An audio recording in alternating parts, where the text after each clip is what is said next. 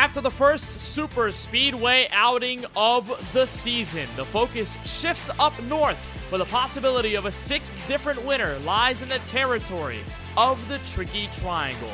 We welcome you to the sixth race of the Season 6 4-Wide Racing TJ's Team Series, live from the virtual Pocono Raceway, and our coverage right here on the KBueno Racing Network. So happy to have you along for our sixth race of the 2023-2024 calendar, where alongside Francisco Bacquiao in the booth, my name is Kenneth Bueno. Francisco, we have a lot to talk about fresh off of Talladega. We've grabbed our fifth different winner in the first 5 races of the season. Right now, championship, we'll talk about it later, seems to be a toss-up between 2, but we've seen a lot of parity, a lot of diversity in the different types of winners. Now we head to Pocono with a chance at 6. Very happy to be here and back in the booth for Pocono, Kenneth. And you're right, this season has been very interesting. We've seen a mix of different drivers, different teams up in the front, dominating races and winning races. And I expect today to be no different. We go to a unique racetrack here in Pocono, 2.5 miles. It's got 3 corners to it, each completely different to the other. We also have the longest straightaway on the schedule here as well, that front straightaway being almost 4,000 feet. So I think that today here in Pennsylvania, we're going to see some interesting dilemma going on. We'll touch up on the points and these battles that we have going on a little bit further down the road.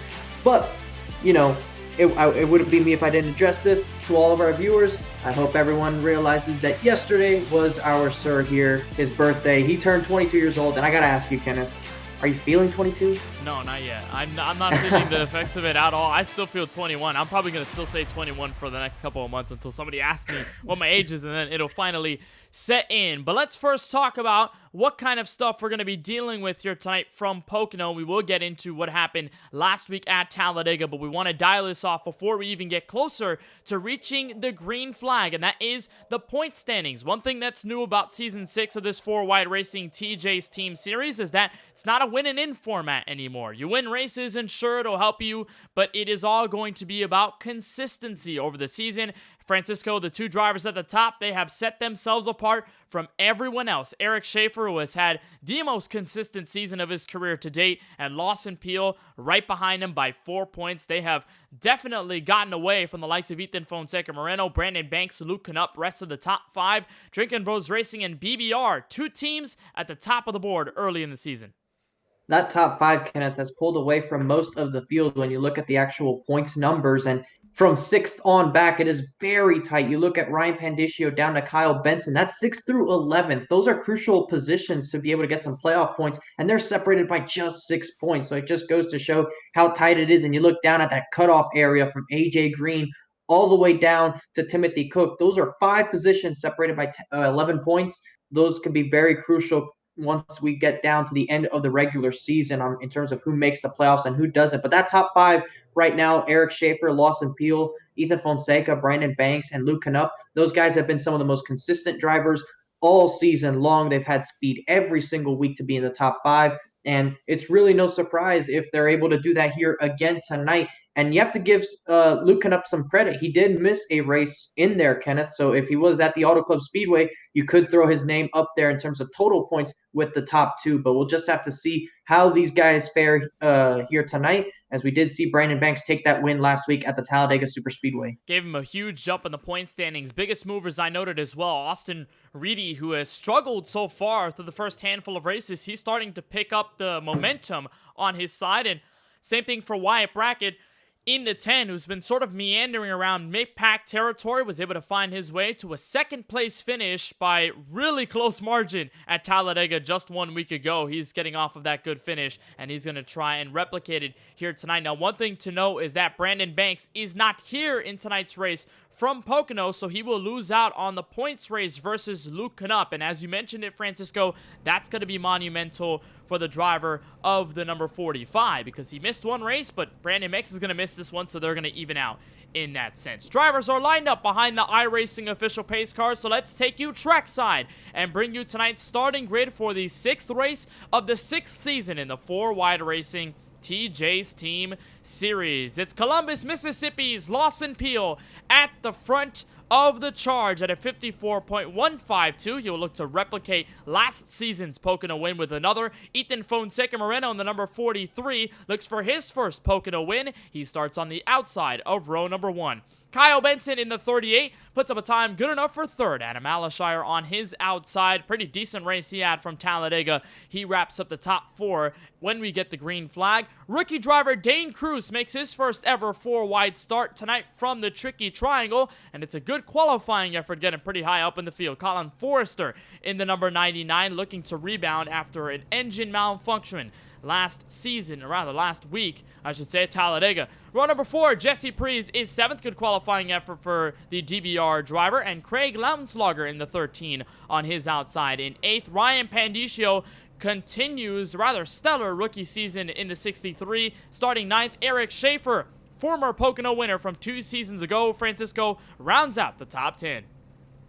Trevor Haley, another rookie, will be starting from the 11th spot, as well as Lance Hill alongside him in the 12th position. Moving down to the 7th row, we have the driver of the 48 in AJ Green, former champion of the series. We'll see if he can get some footing going here. And Joe Sanchez, the driver of the 55, will be alongside him in that 14th spot. Curtis Kelly in that 71 will be in the 15th position alongside DBR driver Kevin D'Elia in that 53, starting in the 16th position. There you have Tony Kibbett in the 76. He'll be starting in 17th. The TJ Bursk finally making that return after missing Talladega, Kenneth. He'll be in the 19th spot. Jaden Porter, your defending champ, will be in the 19th spot with league owner Tyler Murray in 20th. Behind them, David Brackett rolls off from 21st. Cody Kinsey right alongside in row number 11. That is 22nd on the grid. Brady Cox in the 78 is 23rd. Christopher Bishop in 24th in the number 42 car. CJ Munier is 25th inside row 13, and the first driver not to take a qualifying time is Luke Knupp in the 45. He'll work from pretty deep in this field. 27th is Austin Reedy. Stan Carnathan makes his first 4-wide start, driving the number 24. That's the exit of row number 14. Then row 15 to round out the top 30. The Patrick Thompson machine in the 88. Wyatt Brackett off of a second-place finish at Talladega last week. He starts inside the top 30. Jeff Noe in 31st. Tyler Warner on his outside in 32nd. 33rd goes to Jason Hastings in the 49, row 17, with Timothy Cook on his outside in 34th. Nicholas Vizzuti is 35th. Craig Parks in the 17 is 36th place. And rounding out our 37-car field, the 31 of Brian Terry. The field will get at least one more pace lap before we get going here from Pocono. Let's take a look at the weather. Track temp at 93 degrees, so pretty hot, but it should decrease over the afternoon. Air temp at around 77, and the winds slightly strong to the southwest at around 6 to 7. Now 8 miles an hour. Looks like it's continuing to gust up quite a bit, but the weather outside, partly cloudy, a beautiful day to go racing. And Francisco, we sort of mentioned it in the first handful of races of the season, the actual diversity in tracks over the first segment of the schedule, where you have the beginning of the season at Auto Club, then you go all the way to the 1.5 milers. You have Vegas, then you have a short track in Phoenix, Super Speedway at Talladega, Nashville Super Speedway in the mix as well. Now we've got a 2.5-mile triangle. What are the keys to surviving a race like this under the partly cloudy skies to get a W here tonight? Well, you can't overdrive the car at this racetrack. It's very easy for a driver to be able to do so, but you have to make sure that you keep it under control, you don't go too aggressively, and that you save tires. It's very easy to burn through the tires here. There's so many fast corners with not much banking to them, so it could be very inviting for you to go in there and charge very aggressively, but ultimately wear the tires out. So you have to keep the tires underneath yourself, keep it out of the wall, and of course, with these track temperatures, there's going to be very little grip, so you have to make sure you don't overstep your boundaries on that front as well. I mean, you saw the track temperature. Sure, it's 92 degrees, but it just passed noon in sim, Kenneth, so I expect that track temperature to maybe warm up a bit, or at least not cool down whatsoever between now and the checkered flag, because it is a nice noon day here in sim as we're nearing the middle of spring. And you've got the coupling of the difficulty of that and the tires and overdriving the car with the difficulty of the 3 corners here at Pocono, all modeled to different other speedways across the United States. Turn 1 modeled after the old Trenton Speedway. Turn 2 modeled after Indianapolis Motor Speedway. That's the tunnel turn that we call here at Pocono. Turn 3, this long corner that leads you all the way to the front straightaway. modeled after the Milwaukee Mile. So 3 different types of corners you have to adjust with every single lap. And it'll be Lawson Peel and Ethan Fonseca Moreno to bring us to the green. Pace car is down. Lawson Peel grabs the gas pedal, and we're underway from Pocono.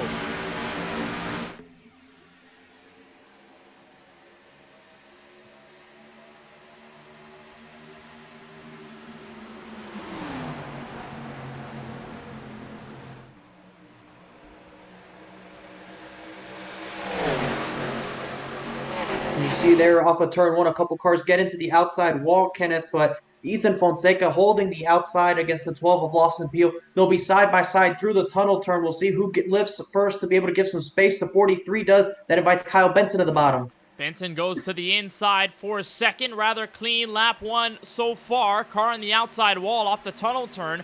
It was Lance Hill who grabbed the safer barrier for just a split second. Is able to continue. Benson slots in a second. Dane Cruz wasting no time in his first start to move into the top 3. And it's Lawson Peel at the head of the field to lead a pretty chaotic lap number 1. And it's a long way around this Pocono Raceway. It takes quite a bit when you're going upwards of 190 miles an hour going into this corner, turn 1. And Peel's going to be able to hold on by about 0.3 of a second as they single file out for around the top 5 or so. First battle inside the top 6. Rather, this is for 7th. Craig Lounslogger looking to the inside of Colin Forrester. Both of them looking to get around the 00 of Jesse Priest, who attempts a pass on his own. And how about Dane Cruz in the 46, making his way to second and getting no time wasted in the first 2 laps. Benson might have a shot. We'll see. He's going to have a run, but he won't go for it. It's only lap 2 of 80 in this race, but not doing so allows the 43 to dive it up the inside here in turn 3. The inside isn't exactly where you want to be for this corner. If you can have that outside lane and roll the exit, it'll really set you up for this long straightaway, and with the draft, you can pull up on the car in front of you. So you see the 43 gets cleared by the 38, so move Ethan down to the 4th spot. And Dane Cruz, a very good start for him in his debut, Kenneth, and he is part of that BBR group, so he is trying to help that team in the owner standings, and so far, he's doing a solid job of just. Strength in numbers seems to be working for BBR as they continue to add new drivers and as they try to fight against Drinkin' Bros Racing, who currently holds the top 2 spots in the actual drivers' point standings. They're looking to make a bigger statement as here comes Moreno. Look on the inside for the tunnel turn. He'll back out. He'll let the Cheez-It car of Benson tell him what's up in the entrance of the corner. Pandiccio sideways in his attempt to get underneath Eric Schaefer, former winner here at this Pocono Raceway from a couple of seasons ago with the next-gen car. He's able to hold out strong in front of the 63 machine. Looking forward to Craig Lounslogger on the board, and there he is looking to the inside. Close move there off of turn 3. Schaefer would not have the opportunity to stay on the inside back to turn 1, but Eric Schaefer, Francisco, has shared a lot of success in the first 5 or so races of the season. You'd probably argue that he is the most consistent driver, and one of his worst finishes came last week. It was only an 11th place finish, though, so it shows you just how good he's been over the course of the season, hence why he's at the top of the point standings with 214 accumulated early on.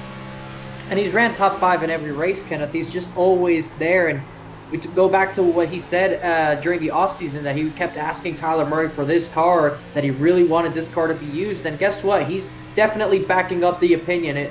He's going out there and being fast in every race and being a contender to win races. And this is exactly the Eric Schaefer we saw back in Season 4, Kenneth. He was winning races, being one of the title contenders, and he looks like he's back in that form with this new vehicle.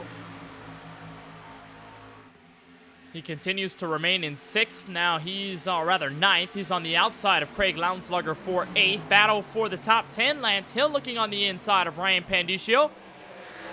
And bringing in rookie driver Trevor Haley, who led some laps at Talladega last Wednesday and really put on a show in the first half of the race. Got caught up in an incident entering pit road, but had that not happened, we could have seen the 4 of Trevor Haley make a case known for the race win, at least his first career win. We're currently trying to get a spot inside the top 10 as Hill and Pandiccio continue to go side by side. It's a half a second gap back to second place for Lawson Peel. Dane Cruz has kept him honest, quite frankly, in the first couple of laps, but as we cross for lap number 6, already, Francisco, you're seeing what we might see for a good chunk of this race if we go on a long run. The field will separate like this despite the heavy draft you can get on either the front or back straightaway.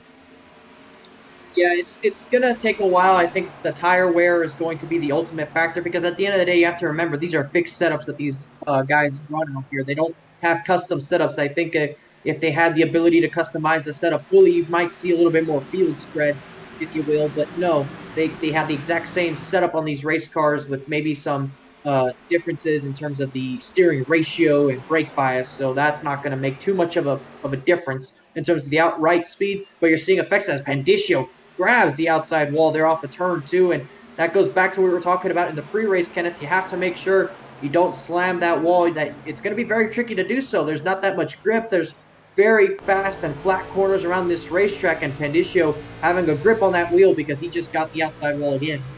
They wore out that right front, got him into the wall, and that's something that can easily happen both in the tunnel turn and turn 3. You don't see it often in turn 1 as much as the other two corners, but you see some of the damage there on the right front. That might come to haunt him a little bit later in this race. For now, he holds on to 10th, but a wide exit out of turn 1. He does clip the outside wall, and there goes Lance Hill with a move on the inside, trying to bring his Stonks Motorsports teammate with him. Right behind in the 48, AJ Green just made a solid pass on Trevor Haley, and now here comes the 71, Curtis Kelly. Skybox Supra looking to the inside for a position as we continue to try to decide everybody around the top 10 to 15. Now, one driver who's in trouble early, Francisco, this one right here, the 28 of Jaden Porter, defending series champion, is lodged 3 laps down in this race.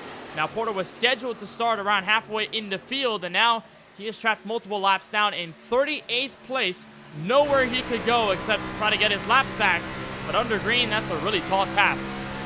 It is, and it might have been a connection issue considering it's only 3 laps down. So probably some internet troubles for the driver, the 28, but he is still running. He knows the importance of completing these laps. There is attrition. We've seen attrition play a factor in this league, in these races before, and it's still possible for him to get a good result since there's nobody else lapped in this race. It's definitely possible that he can get a caution, get a lap back. That'll put him 2 laps down and start making things more manageable for him. So it's very early in this race. It's impossible to say he can't get a good result, but certainly it's going to make his day very long and very frustrating. It's going to make it more difficult, that's for certain, but you'd rather have something like that happen in the first couple of laps, right? When you've got an 80-lap race, so much can be done in that span of time, and so much could happen in that span of time to where if something does happen, gives him all his laps back, then at least he can salvage his race, get a decent position. So while the hole is pretty deep right now for Jaden Porter, he's going to have to try and dig his way out slowly, but could happen over a long period of time. We might have a battle for second heating up, Francisco, because Kyle Benson has picked up the pace. Last lap at a 55.427, and while it wasn't exactly a 10th or more quicker than Dane Cruz's last lap at a 55.494, Benson is slowly approaching, although that might not help all too much. Kyle Benson ends up into the outside wall off the corner and now has to hop on the brakes. This will be the tunnel turn entering turn number 3. So a pretty good start for Benson, and that run on Dane Cruz squashed a bit, but it goes back to your point, Francisco, about trying not to overdrive the car. Benson got a little over-eager in that turn. And it's easy to misjudge the tunnel turn, Kenneth, because of the way the turn actually is. It's modeled after Indianapolis, but it's not the same as Indianapolis. That's 2 different things. And when you go through the tunnel turn here at Pocono, it's very easy to wash up out of the racetrack. It's just, there's a little difference in it. And when you drive, as you see, he gets into the wall, and it'll actually crinkle the right front. Pandicio also got the wall as well, a little bit further back. But when you go through the turn, when you drive through the corner, and I know you know what I'm saying, Kenneth, it's just a little bit different than Indianapolis, and it's right about there. There's some bumps there, and if you miss that bottom, it can take you up towards the wall if you're not careful enough, and that's what's been biting some of these guys. And look, he has lost all the ground he's gained on Dane Cruz, and it's allowed Ethan Fonseca to put a charge on him. But look at the damage on the right front. Aerodynamic problems here for Benson with the damage early. He picked up a 4th place finish last week at Talladega, the Williamsport, Pennsylvania native, who I'm sure has a lot to celebrate given the Philadelphia Phillies' success right now in the championship series that they face against the, what is it that they're facing? That's the, was it the Houston Astros? No.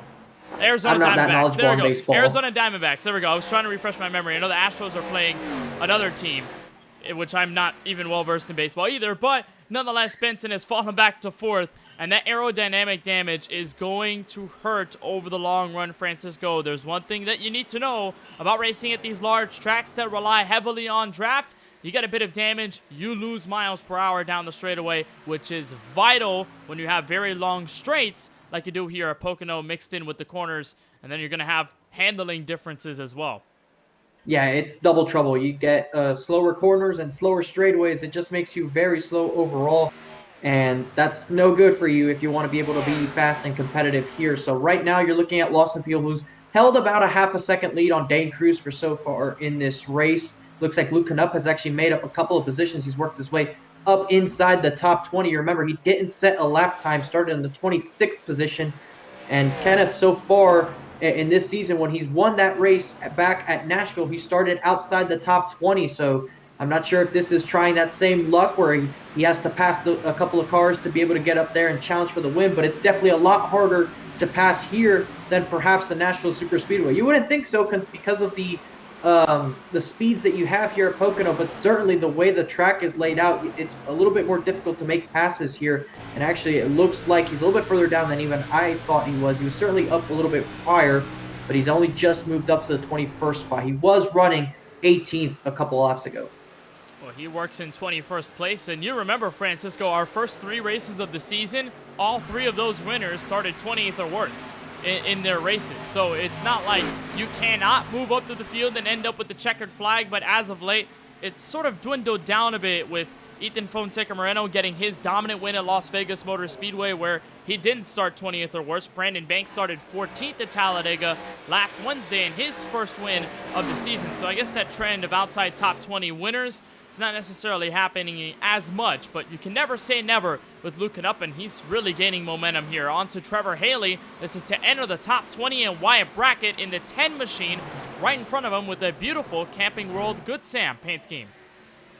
It's a very nice paint scheme. There's a lot of good paints out there, Kenneth, here being represented by all these guys. We love seeing the different artistic visions that they're able to bring out to the racetrack. And Good Sam being one of the sponsors that have been associated with the Pocono Raceway for a couple of years now. They've held the title sponsor for some races, as well as different trucks and Xfinity cars or even Cup cars that have ran here throughout the year. So a solid job there by the driver of the 10. And it's definitely one of the paint schemes to look forward to. It looks like Ethan Fonseca has closed the gap on Dane Cruz for the second spot. There you see Kyle Benson has drifted way back down the order. He's now outside the top 5. He's battling the 63 of Ryan Pandiccio down Long Pond Straightaway. That's actually Colin Forster in the 99, but he's going to move back, and it looks like he was going to attempt to pass there, but backed out before the tunnel turn. Pandiccio, though, in a battle of his own, he's fallen back to 17th, and he was in the mix of Tony Kivitt, Kevin D'Elia. Looks like Brady Cox right behind him. A big slap to the wall. Brady Cox will move down to the inside, and the Linemate Camaro will make that move. Pandiccio struggling more and more as the run has progressed. Now inside goes Wyatt Brackett, and not too far behind, that 45 of Luke Knupp, who continues to move down, or move up the running order, as I should say. And Pandiccio continues to move down. Brackett will unleash a pass entering turn 1. He's got help from the 45 of Knupp, and the 63, Francisco, much like the 38 of Kyle Benson, starting to struggle with the damage they have picked up. Luke Knupp attempts 3 wide, and not going to be successful, but he'll move into 19th. But that was a smart move. He didn't actually take it 3 wide. He just showed his nose. That way the 10 would enter a little bit higher, allow him to clear the driver of the 63 while not losing much touch to the driver of the 10. So a smart move by Luke Knupp and not actually taking the 3 wide, but using it as a tool to make a pass. As it looks like the 99 of Forster gets the wall there, and it's going to allow Lance Hill to try to make a move. It's a really close fight. 3 cars in the middle for the top 6. And you'd be surprised that the 99 of Forster was not able to get by Kyle Benson, but all of that lost momentum while he held back on that pass, allowed the 3 of Schaefer and the 1 of Lance Hill to make a case known here. In the 13, Craig Lautenslager not too far behind either. So make that around a 4-car race for position number 6. In at turn 1 goes Schaefer on the inside of Colin Forster. And to no success, Schaefer will wash up the track. He'll bring that 99 car all the way up there, and it gets really close. And now Lance Hill looks at 3 wide, but he gets the door shut. But he can't block twice because now Hill's to the outside, and he actually does move up again. So Hill not going to be very pleased with that one. Schaefer's able to hold on to the spot. but they'll both lose out to Colin Forster. Forster gets the wall off of turn 2 again, and now Hill looking to the inside. They're going to be 3 wide going into turn 3. 3 wide into the third corner, and Forster backs out, allows the space for the 1 car to stay on the inside, and the 2 Stonks Motorsports Toyota Supras are trying to fight hard against Schaefer and now Craig Lounslogger. They'll work together on the front straightaway, try to give each other support entering turn 1. But the 3 is giving them the fight of their lives here. Lap number 17 as we approach what might be the first, possibly many green flag pit stop opportunities. A bit of a wash up there for Hill. They both make contact, and that's still for P6, heavily fought. Very tough battle there, and the Schaefer machine almost gets into the wall. You see someone grab the wall a little bit further back, and a car dives down to the inside. Couldn't exactly see who that was, but they did keep it straight. Lance Hill with the nose in front of Schaefer going into the tunnel turn. It looks like he'll get that position. Schaefer's gonna, didn't want to give it to him, but he had to in the end. And now Forster and Craig Lounslogger making contact. They're roughing each other up for this position, and they are not giving an inch. Forster trying to fight against the 13. Now he dives under and cannot help his 1 teammate anymore. As they'll come out of turn 3, the 13 will stay on the outside of Colin Forster, and that Aaron's Dream machine continues to fall through the top 10 after almost getting to Kyle Benson for an entrance into the top 5. But for Forster here, Francisco, there's much more at stake than this position right here. Sure, if he loses it, that'll be a lost position. That will be lost points that he could get, but it's still 18 laps in A, and B, it's way better than what happened to him at Talladega. He was in the middle of the draft, pushing the race leader. All of a sudden, his engine went bye-bye, an expired engine midway through the race after not being able to get clean air on his radiator. The car overheated, and the engine gave out in the middle of the draft, and Forster had to park it. His night was over, and Forster hasn't really been on stride like we expected him to be, Francisco, early on, and that engine explosion at Talladega really didn't help things, but certainly trying to rewrite the script here as he settles into ninth. It's not been the season Colin Forster's wanted at all. He hasn't been able to make every race, and in the ones he has, it's been a struggle as he made the Phoenix race, but caught up in the lap 1 crash that took out many drivers. He was one of those that got involved, but then was involved in a second incident a couple laps later, and that did him in for the rest of that event. He was at the Las Vegas race, but I don't exactly remember where he finished in that one. It was a quiet night for him, and then Talladega, as you mentioned, had the engine go up in smoke, and it's not going to do any good, especially with no fast repairs. And that's going to be the key tonight, I think, for Colin Forster, to finish this race. It might not be a top 5, it might not be a top 10, but finish the race, because at that point, that would be one of your better results of the season, and that's how you start to pick up the pieces. And the first time really ever, I'd say, in his 4-wide racing career, he is not top 20 after the first 4 or so races in the year. He has not been able to crack that with the missed races, and of course, when he's been able to make the races, just suffering a lot of bad luck along the way. I wouldn't say that a lot of his problems are his own doing. It's just bad luck striking him at the worst possible moment hasn't allowed him to gain the points that maybe he deserves or maybe is reflected by his skill as a driver in this series. But of course, long season, he wants to turn this around, and that's probably the mindset for him, right? If you've had a struggle over the first 5 or 6 races, try to turn it around race by race. You take it step by step, all of a sudden you'll start to trend in the right direction, and Forster is not going to settle for anything less right now, but he'll stay where he's at in P9 comfortably, and still a decent gap back to TJ Bursk, who has slid inside the top 10 for the first time this evening. I guess not a surprise from the race winner earlier this season at Phoenix Raceway. So Lawson Peel continues to lead this race, but not by much, 0.3 of a second back to Dane Cruz, but he's got team help. Ethan Fonseca Moreno moves to the inside for a moment, but helps the 46 in their chase towards the Season 4 champion, and it's working. They've been able to use the draft to catch up to him, and they haven't really been battling each other, so we'll see what these two are able to do once they get up there. And they've broken away from the rest of the field. They're far gone from the 4th place driver, and especially the 5th place driver in Kyle Benson, who's been able to hold off into the top 5 despite with getting that damage from the wall. But look at the line they're running. They're as close to the bottom as you could get, clipping that paint as they go through that little bumpy section of the tunnel turn. That's going to be really helpful. And look at that gap just visually behind Ethan Fonseca. They're just going through turn 3 now, in the middle of turn 3, and only now are the rest of the drivers going through turn 3. There you see your 4th place runner, Jesse Priest, Kenneth, who's having another solid run here tonight. Very reminiscent of what we saw out of him at Las Vegas, who had a top 5 going. And also the highlights that he put up at Talladega now, it did not result in a really good finish for him. He only came home inside around the top 20 or so. Actually did fall out to 33rd after being involved in an incident, but Jesse Priest was running laps up front, creating a 3rd lane, being pretty confident up at the front of the field. Led a couple of laps along the way as well, and Jesse Priest continues to mount a consistent season so far, but again, like you mentioned, the gap is absolutely monumental between himself and Ethan Fonseca Moreno. It's now at about 4 or so seconds, and they really haven't been able to close in the gap. In fact, it's going the opposite way. They're extending the gap. These top 3 are to everyone 4th on back. As Lawson Peel feels the pressure from the 46 of Dane Cruz, the gap continues to slow down. And it appears Dane Cruz, the only thing that's really helping him right now is the fact that Ethan is giving him the support in the draft. Lawson Peel hasn't been able to really work with anyone all night long, and he's clutching and coasting. Hear that into turn 1. That might be a move to try and do some fuel strategy, Kenneth, because if I had to guess, he's trying to do this race on a 2-stop strategy. Now, how will that work? He'll have to pit somewhere around lap 28 to be able to make this strategy work, and from 28 you go to 56, and then you could go the rest of the distance. Now, you can do 26 possibly, 27, 28 will make it sure, and that's to do 2 stops, because if you were to stop 3 times, you most likely would do it on lap 20, 40, and 60 and make it into 4 20-lap runs. So I think Lawson Peel is trying to see if he can do this race on a 2-stop strategy. Most of the field is possibly going to try the 3-stop, but more so towards the 25-lap area. So it looks like it's going to be close if we go green, Kenneth.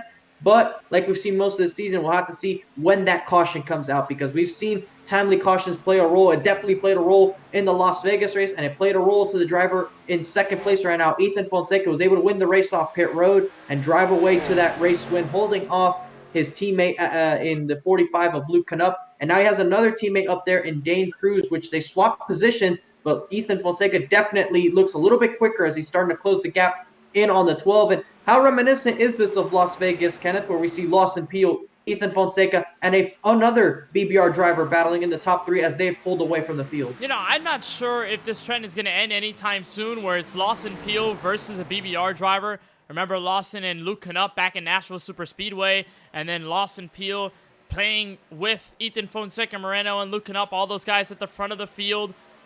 And he did finish 2nd over to TJ Bursk, there at Phoenix. But he's been so close around these BBR cars for so long throughout the season. That's not surprising we're seeing it happen all over again. But we are seeing drivers on pit road for the first time tonight. And this is a big one, Francisco, because that's led by 4th place at the time, Jesse Priest. So he brings down a bunch of cars with him. TJ Bursk, one of them. Adam Alashire, Kyle Benson, Trevor Haley, and what appears to be the Paul Setup Shop car of the 55 of Joe Sanchez. Actually, that is the 76 of Tony Kibbett, but we should see a couple more cars come in later at this point in time. And the top 3 remain out. As here's the battle for P6. Looks like Craig Launslager trying to fight with Luke Knupp.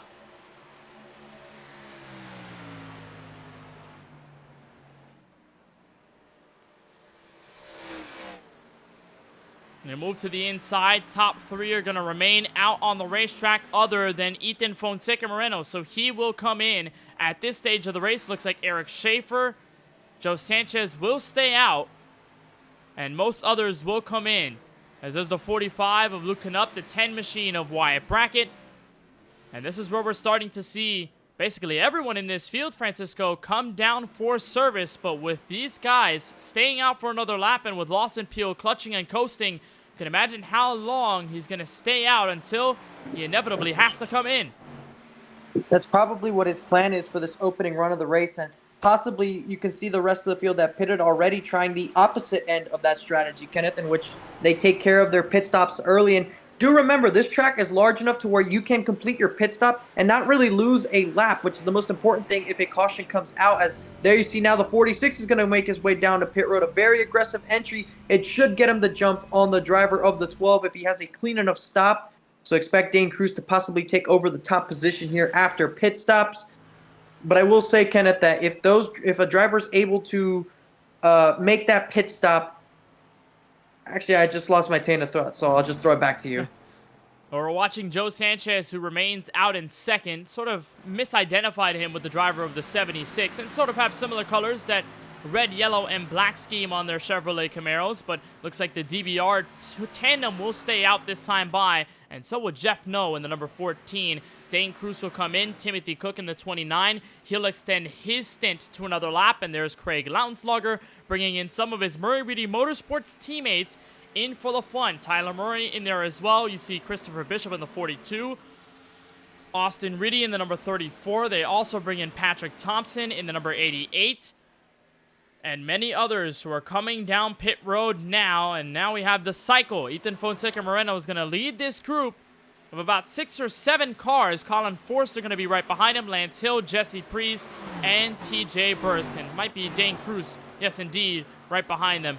Not too far away. And here comes the race leader. Lawson Peel in for his first stop at lap number 28.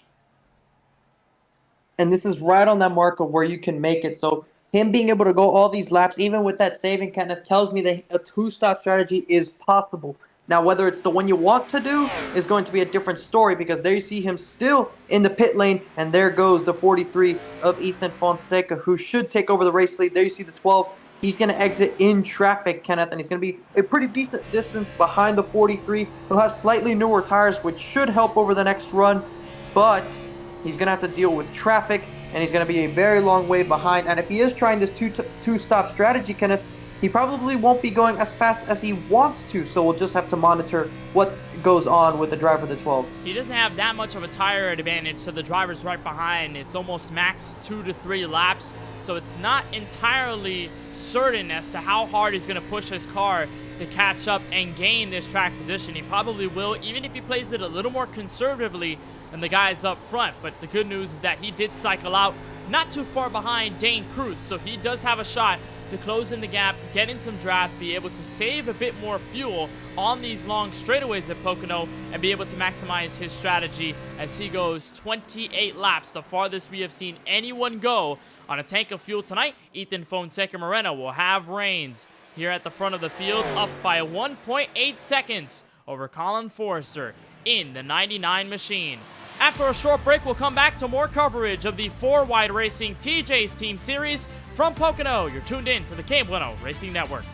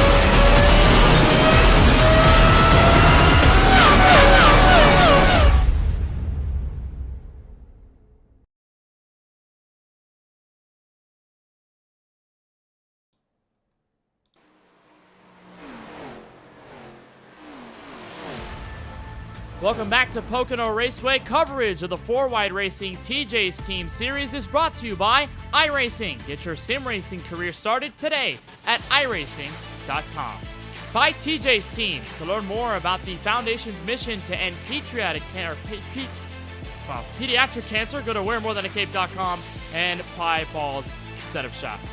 Well, apologies there. 32 laps in here from Pocono Raceway. Kenneth Bueno and Francisco Bacchiao with you for the ride. Ethan Fonseca Moreno, wow, I cannot speak today, is up at the front by 2.5 seconds over Colin Forster after a really successful strategy on former leader Lawson Peel, but the 12 car has been able to slowly but surely catch up to the second main pack. Jesse Priest, TJ Bursk, Dane Cruz, Lance Hill, and all of them led by the 99 of Colin Forster. We might end up 3 wide entering turn 1, but still side by side for a moment. Peel's going to duck to the inside. Might have a chance on the 94. He's got the freshest tires out of the group. But it's going to hurt his overall pace because he has to go through these cars and he won't be able to run as clean of laps as he's hoping to do. And that's going to hurt him in his overall race time compared to the 43. But if you look just in front of him, there's the 46 of Dane Cruz, who had pitted about a lap or two before the driver of the 12, and Lawson Peel's now just behind him. And you see lost time there in the tunnel turn after Jesse Priest has to back it off of turn 2. It's not going to exactly help his case, but Ethan Fonseca able to capitalize on this as they see Dane Cruz getting right up to the back bumper of Lance Hill, trying to see if he can move up and gain another position. He'll try to see if he can draft his way up to the driver of the 1, now going down the front straightaway. And you look out in front, and Ethan Fonseca has a 3.5 second lead over Colin Forster, as there's a dive from Lawson Peel on Dane Cruz to take that 4th position. And the 12 car with an absolute send in turn 1, and it works.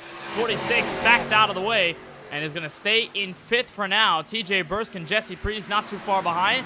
46 looks at revenge for a moment, but we haven't really seen any passes done into the tunnel turn. A lot of guys back out since it's a very narrow part of the racing surface, and we'll see just how far Lawson Peel was able to gain here on both Lance Hill and the 99 of Colin Forster. 2 of those Stocks Motorsports Supras that are slowly trying to take back their season. Lawson Peel dove underneath the 1 car and almost got the grass. It forced Dane Cruz in the 46 to back out. TJ Bursk makes a move, and now here comes Jesse Priest to the inside. The 12 absolutely catalyzing the 46's downfall in turn 3. Yeah, and he might not be very happy about what happened there. I couldn't exactly make out exactly how they ended up in that position, but it looks like Lawson may have gotten loose in turn 3. Got very low on the racetrack into those rumble strips, and those rumble strips are very loose, Kenneth. If you hit them wrong, it could upset the race car, and it looks like it did. He backed out trying to keep it straight, and Dane Cruz had nowhere to go. He's not exactly expecting the 12 to check up in the middle of the corner like that. But Lawson Peel able to stay making moves, and unfortunately for the 46, he's going to have to now regain some of these positions. And the 12 is going to get the 99 to enter the top 2 as Colin Forster finds a fight right behind him. TJ Bursk making a move the long way around. Exit turn 3. What a power move by the 94 of TJ Bursk, as there's a block behind them. Lance Hill and Dane Cruz trying to go at it. We're 2 wide, 2 rows deep entering turn 1. And you see a lot of blocking going on here, Kenneth, down these long straightaways. That's really what it comes down to here at Pocono, and you're seeing it coming into fruition as there's Forster who drift up the racetrack. It's going to allow the 1 to look to the inside. Dane Cruz gets to the outside. He's going to push TJ Bursk past this group. So now Dane Cruz is back up into the 4th spot, and he'll try to challenge TJ Bursk. And now Jesse Priest has been brought into this battle once more. We've got an interesting mix of drivers here in this second pack. For one, you have TJ Bursk, who missed last week's race at Dega as he slaps the outside wall. Gives Dane Cruz, the rookie driver in his first start, opportunity to step back onto the podium position. Colin Forster, who came home 35th after an engine expiration last week. Lance Hill, who didn't even show up at Talladega. And Jesse Priest, who unfortunately had to settle for 33rd with carnage near the very end of the race. These guys are all trying to make statements in one way or another, and all trying to catch up to Lawson Peel, who has a pretty far uphill climb with 3.7 seconds to the race leader, Ethan Fonseca Moreno, at around halfway in tonight's race from Pocono Raceway. Now, talking to Lawson Peel after the podium last week at Talladega, he said, quote, "Anytime you can come out of Talladega without getting wrecked, I'm pretty happy. Everything in addition to that is a bonus. And Francisco, I mean, other than Eric Schaefer, the most consistent driver in the 4-wide field. And I'm going to bring this storyline in again just because it continues to shock people and shock me, including in the fact that we were so worried about how he would perform with these Xfinity Series cars. We weren't sure how he was going to adjust. He didn't seem like he had all that much confidence at the end of Season 5 at Homestead of Miami Speedway when he came just short of a championship. And over the course of the first 5 races, it hasn't felt like a big adjustment at all. It's felt like he's changed minor things, but he's still the same old Lawson Peel who can defeat you on a long run, can play strategy better than anyone else, and can put up championship numbers as he rides in second and closes the gap to the 43. He's certainly still one of the best drivers in this series, and even though he isn't leading every single lap like we've seen him do in the past, Kenneth, he's in the top 2, in the top 3 every single lap, and that's still good enough to be a championship threat. But what it tells me is that during the offseason, he was serious about putting work in and getting better with this race car than where he may have been at that time in Season 5. And, you know, and he's showing it. He's out here and he's able to do maybe better than what he expected or what we expected. So that goes to show kudos to the driver of the 12 and putting in the work to be better, to improve in a brand new vehicle. And he's out here doing wonders, being able to lead the point standings by a really good margin. And honestly, Kenneth, he was a pit road penalty at Las Vegas away from getting a top 3 or top 4 in every single event so far. So it's been almost a flawless season by the driver of the 12. And you could talk about the heavy hitters at the Drinkin' Bros Racing Camp. Points leader, Eric Schaefer, we already talked about his success after he clamored for this Xfinity Series car to be used in 4-wide competition. He got his wish and he's making the most of it. Lawson Peel, who has adjusted quite well to the new scenery. You've also got Joe Sanchez, who's inside the top 10 tonight. And while he hasn't necessarily been a standout driver this season, he's still fast week in and week out. And he's one of those guys, Francisco, where you say, hey, if you run a full season, best believe you're probably going to make it all the way to that championship round. And for Sanchez, he hasn't been able to complete a full season because he hasn't been able to make the Wednesday commitments every single week. I mean, last season, he forfeited his spot in the playoffs because he could not make the races, at least all of them. So the 55 backed down on what could have been a championship pursuit. And now here he is, one of the heaviest hitters inside the top 10. Yeah, Joe Sanchez has always been a consistent threat in this series. Has gotten a couple of wins. Was a former championship contender in the ARCA series back when that series was around on Tuesday nights. But Joe Sanchez is always a driver that you can count on to bring you a good result. And when he has been around in the playoffs, in terms of the playoff races, that's when he's usually the most dangerous. He's able to strike there as a non-playoff driver. But I hope we get to see him in the playoffs as a playoff driver this time, Kenneth, after not being able to participate in those races, forfeiting his spot. And, you know, to do that, it takes guts. Sometimes you don't want to give in to that, but he recognized it and decided it's best if I give someone else who can make every race an opportunity and see what they can do with it. That driver happened to be Kyle Benson, and he was very close to a championship. And it was a courteous call by Joe Sanchez to not, hold on to that spot and say, hey, no matter what, I'm going to make whatever races I can make, instead of what he actually did, which was, hey, I'm going to give this spot to Kyle Benson. I can't make all these races. I'm just going to give this spot up. I'll see you guys next season. And for Sanchez, obviously, I'm sure that he and all of us were hoping that he would be able to make all the races, but unfortunately could not. So hopefully we see a lot of great stuff out of the 55 in season number 6. What we're seeing a lot of good out of this season also is Kevin D'Elia in the 53. Underrated Skybox Racing driver from this season. He dives on the inside. This is going to be for 14th under Wyatt Brackett, the Murray Reedy Motorsports Mustang. And right in front of that, the Skybox NASCAR teammates of Curtis Kelly, who suffered an accident at Talladega last week and finished beneath the top 32 and is looking for a rebound tonight. But Kevin D'Elia, man, he's been strong almost all season long, and every time you look at around the top 10, top 15, D'Elia's name is somewhere in that mixed bag. And D'Elia has been slowly but surely putting up an effective season in points so far as he stays in 15th and not fully able to make use of that pass under Wyatt Brackett. Yeah, this new Xfinity car, Kenneth, has kind of jumbled up the order for some drivers. Obviously, you still have the Lawson Peels that still are able to do what they were beforehand, the AJ Greens that still are fast.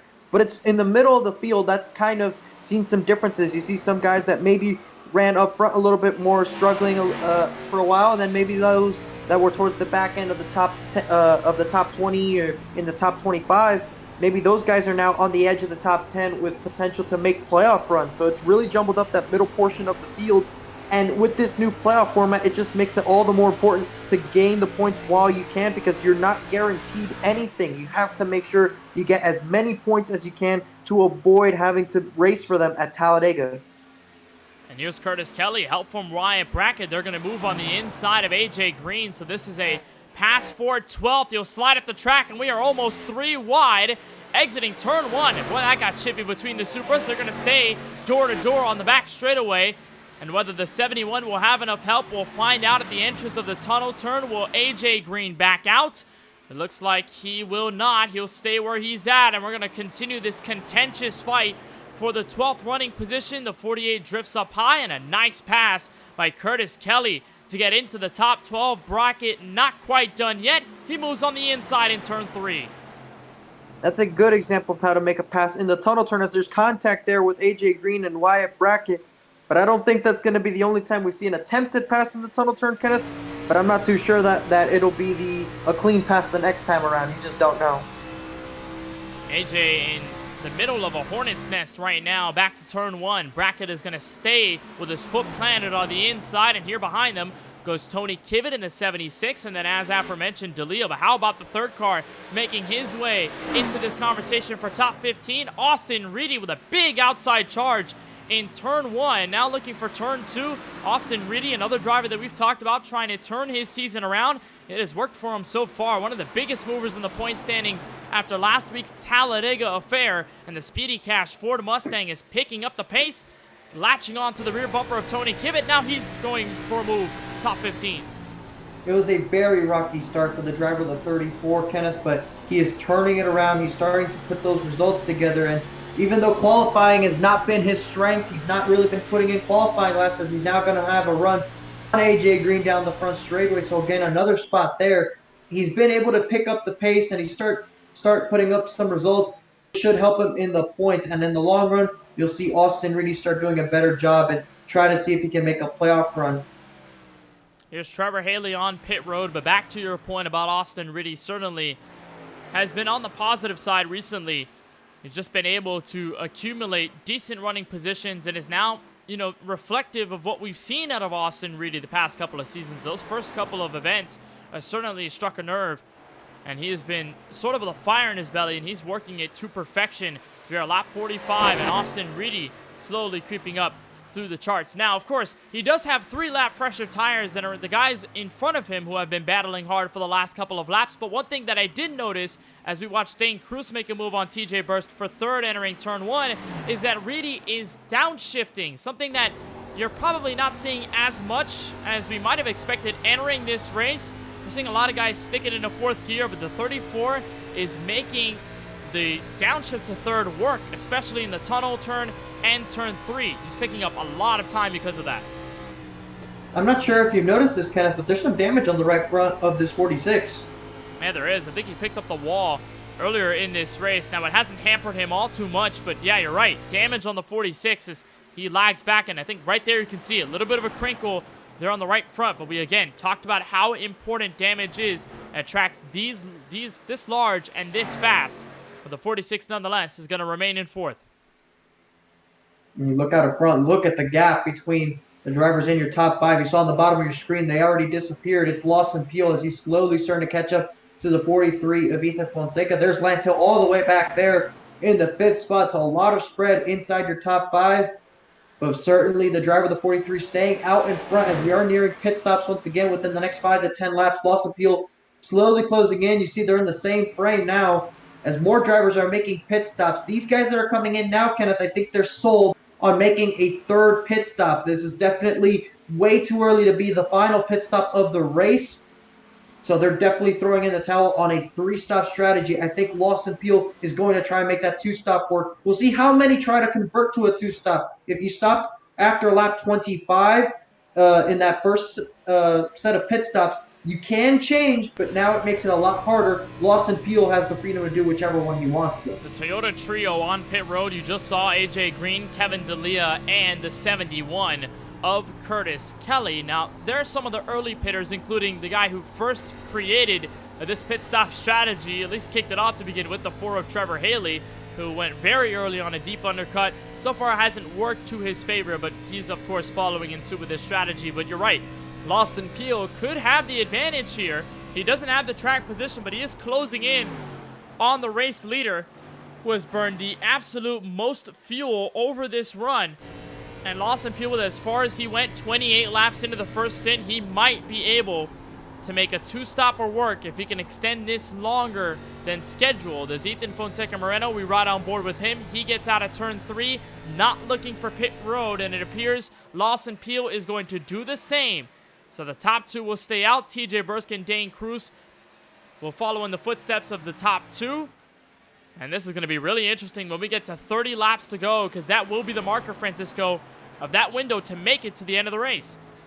I would say it's more like lap 52, Kenneth. If Lawson Peel's strategy is anything to go off of, if that's the maximum anyone can go, then I would say lap 52 is the earliest you can pit with any chance of making it to the end. If anybody pits before lap 52, they're certainly going to have to come down pit road again. And that's going to make things very interesting because we haven't had a caution so far tonight from Pocono. If we do, of course, that can reset the entire strategy grid. So we'll just have everybody on the same page. No harm, no foul. But if we do stay green, that third stop is going to come into play, and dramatically at that. Here comes the lap cars that just came down pit road. AJ Green in the 48, followed by the 53 of Kevin D'Elia. And here comes Lawson Peel charging to the inside, and we are door to door for the race lead entering turn 1.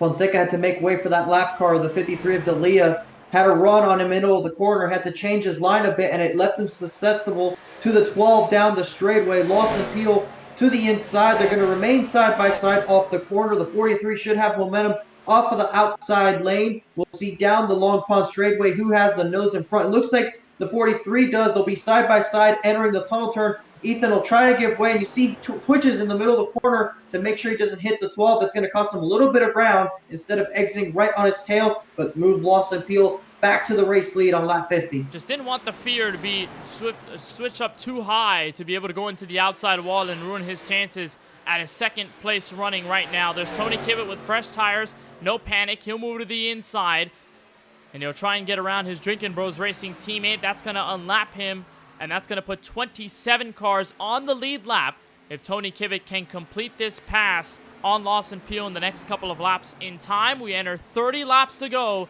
here from the tricky triangle, and boy, it's getting tricky on the strategy front. Now Peel ahead by around half a second, and if you're Ethan Fonseca Moreno, I believe you probably just got beat on this strategy because you might end up on pit road first.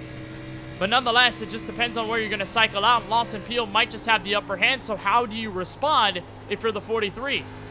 I don't think it's all lost. I think he's still close enough to try and make something work here. It'll just depend on which lap each one of them hits. I think you're right in that Ethan definitely will be the first one to strike just because of the last pit stop. But I don't think it's going to play too much of a factor. We'll just have to see him. It looks like he's going to bring it down pit road this lap. It's going to be very close, Kenneth. They just took 29 laps to go. So Ethan Fonseca definitely going to have to save. Same with the 94 of TJ Burst because locks it up on pit road.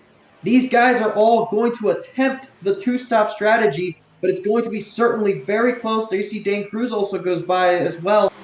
Lawson Peel right now, the first driver that I feel that once they come down pit road should be good enough to go, considering how far he went that first strategy on that first run. He's already gone 26 on the current run.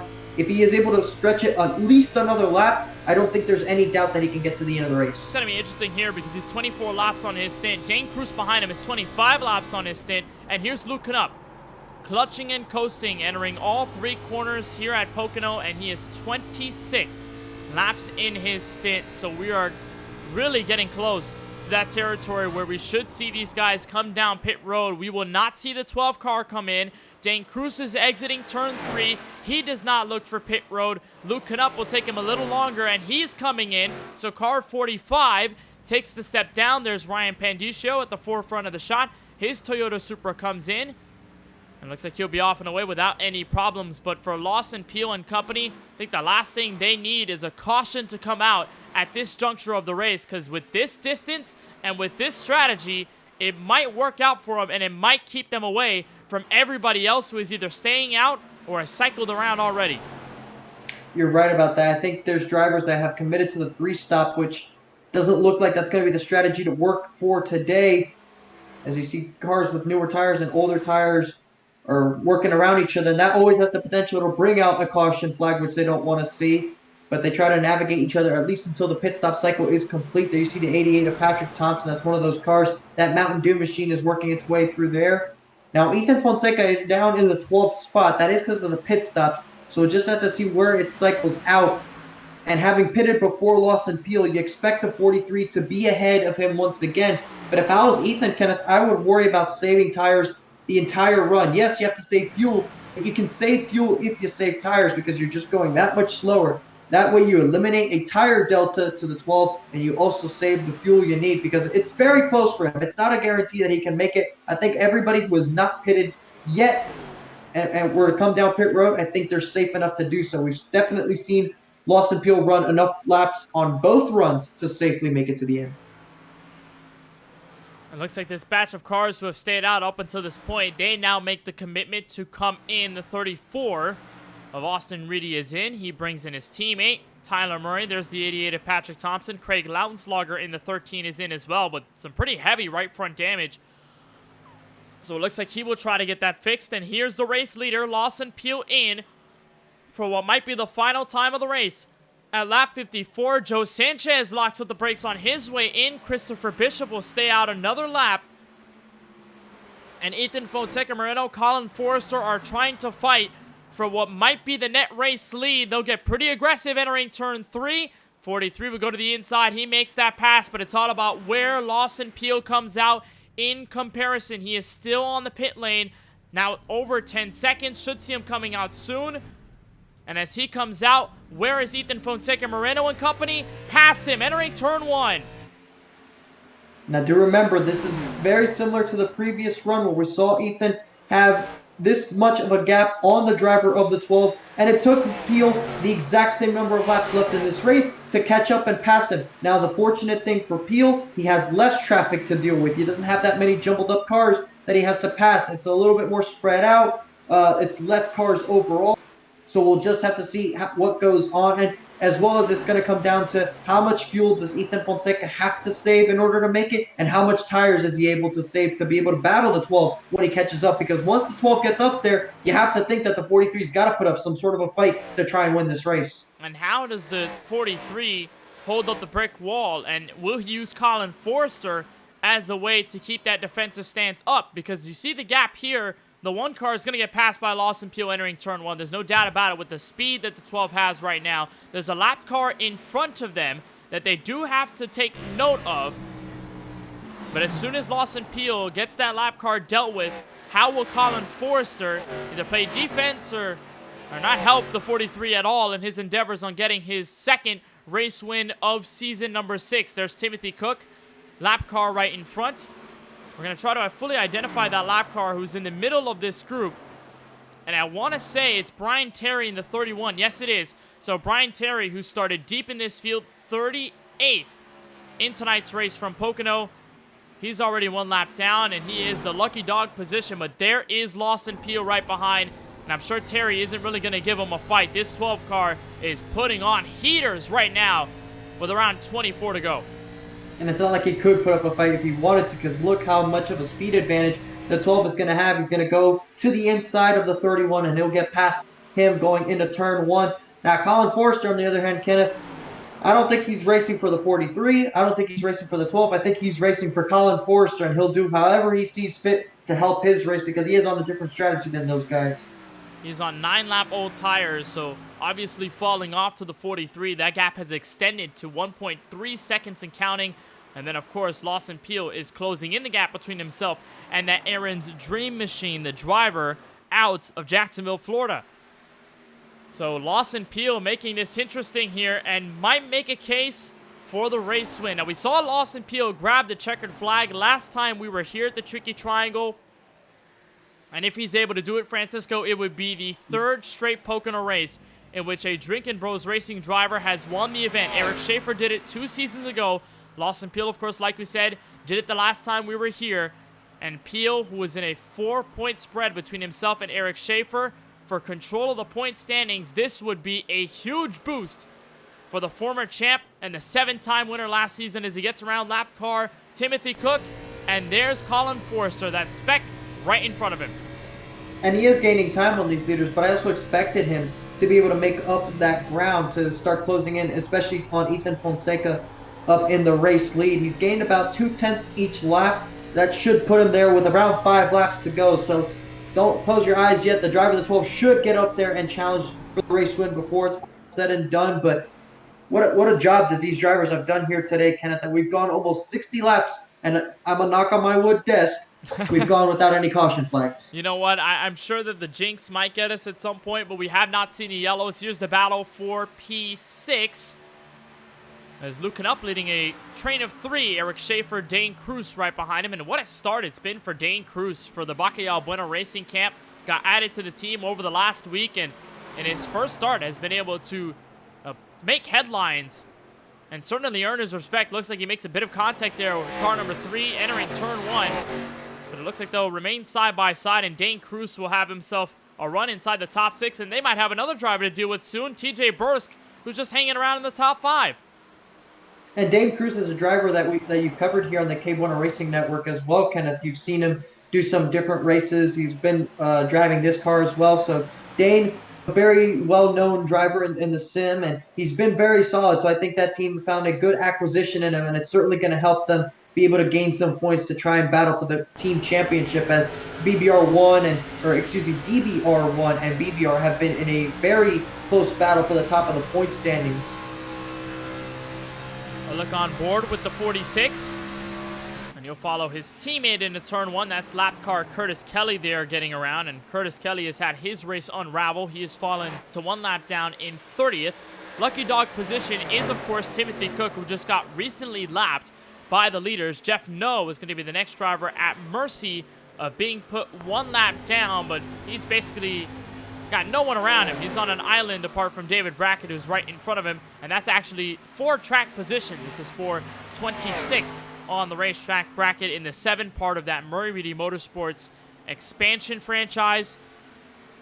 And Jeff No in the 14 for MTC Esports, just trying to hang around here beneath the top 25 and making a case known for themselves. We don't see a lot of drivers, though, in big packs, Francisco, over these runs, and I guess that's obviously the case when you have 2 green flag pit stop strategies, where in the case you have so much separation, everyone's running green, there hasn't been yellow to bring everybody together. You're seeing at max 2 car packs, maybe 3, maybe 4, but it really hasn't extended past that single digit number. Everybody else just sort of lying in the bet that they've made so far with 20 to go. Also important to note that perhaps in the last green flag pit stop sequence, we had the 38 of Kyle Benson have a pit road penalty because he's now listed 1 lap down. And he's fallen back to 29th. So a tough race. Gets even tougher for Benson.